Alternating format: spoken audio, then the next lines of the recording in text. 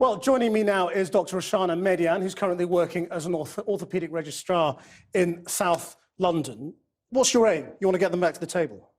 I think ultimately, yes, to get them back to the table, there should be fair negotiations about this contract, not an imposition.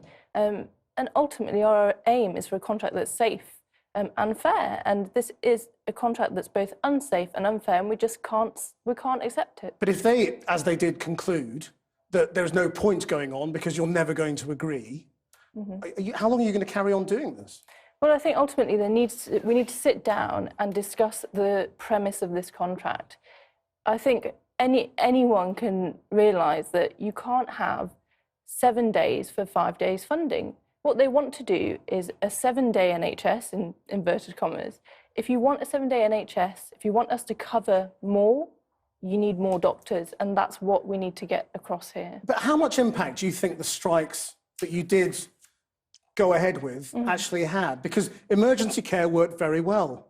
You know, patients were disrupted and elective surgery was delayed, but actually, was it that disruptive?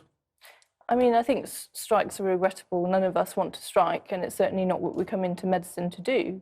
But ultimately, if a government imposes a contract that's unacceptable to 98% of doctors, we don't have much else to work with. We can strike, we can put a judicial review forward, which is, you know, what's happening. Do you know what the grounds are for the judicial review? Equality, I believe.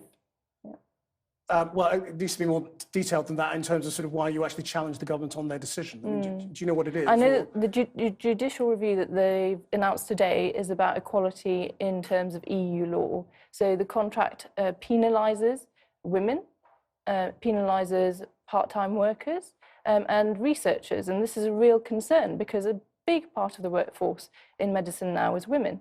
So on the day of the imposition, a lot of doctors were out saying this is going to lead to mass resignations. yeah. How much of that has happened? Well, I personally know of quite a few people who, A, have resigned. I have a good friend who has resigned.